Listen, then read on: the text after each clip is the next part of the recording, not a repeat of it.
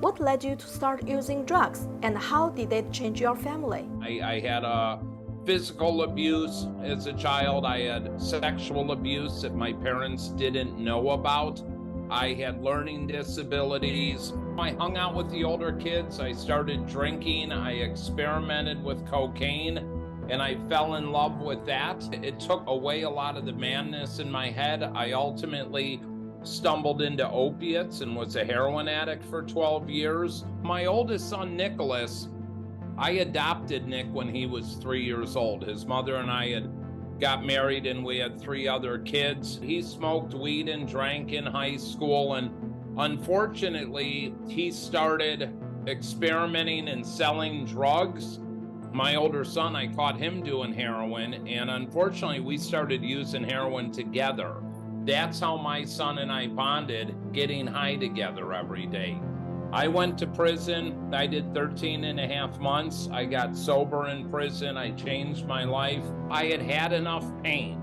Once an addict, always an addict. Once an alcoholic, always an alcoholic.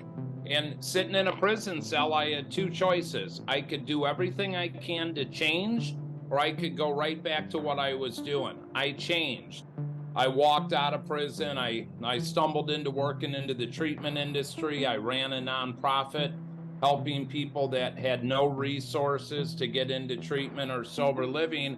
You established a Man in Recovery Foundation and advocated for legislative change in American drug policy.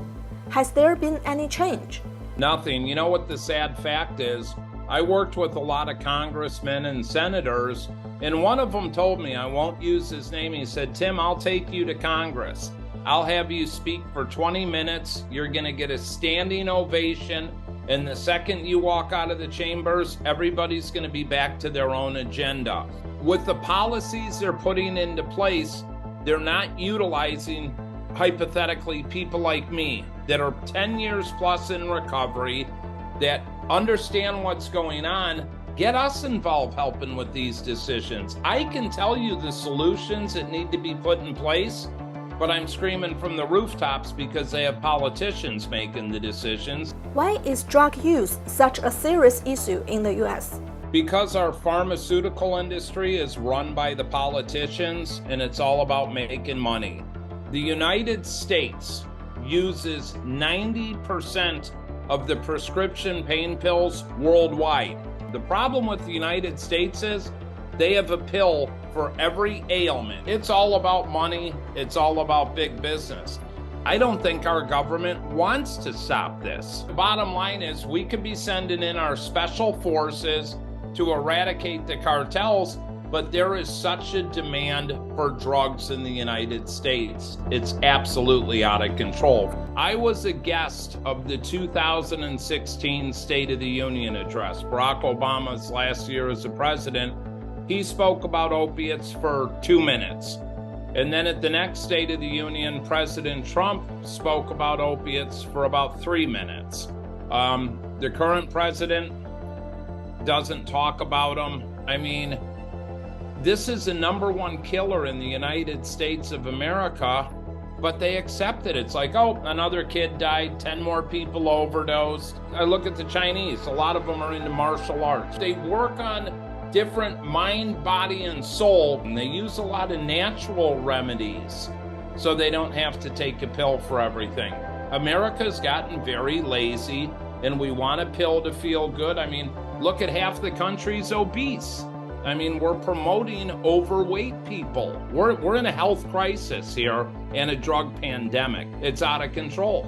Recently, when President Biden was asked that cocaine was found in the White House, he just smiled and said nothing. How do you see that? That really bothers me. There's more cameras in the White House. They know exactly whose cocaine it was, where it was. They're just not saying.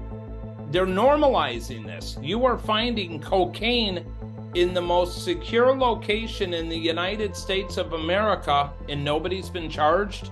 That worries me. When the president's not doing something about it being found in his home, we have an issue. In the US, there's a viewpoint that the Republican Party tolerates firearms while the Democratic Party tolerates drugs.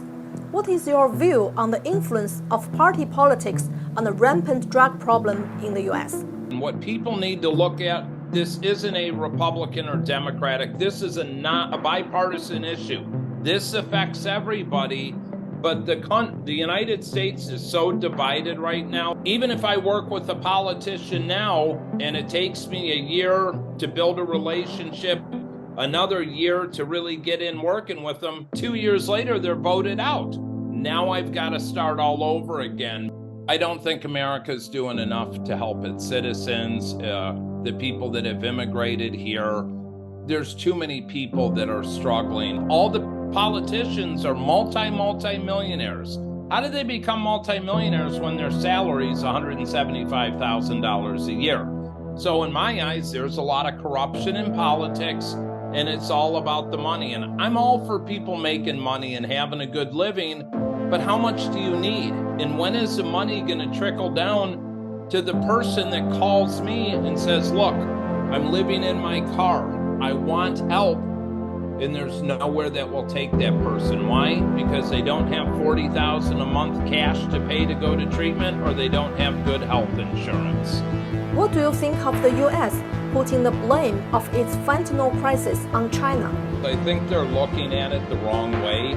Drugs are everywhere. Drugs are always, they've been around for centuries. You can get the chemicals or whatever everywhere, but we need more solutions. They're going after the wrong people, and in my eyes, we want to be aligned with China. We don't want to be fighting with China. We should be working together in trying to solve this. That's what I would be doing, instead of pointing fingers here and here. But it's easier to blame other people instead of saying, you know what, we made a big mistake, we're doing this wrong. But it's much easier to blame people, and it diverts away from the problem, and it might divert away for a couple months, but the problem's not going away.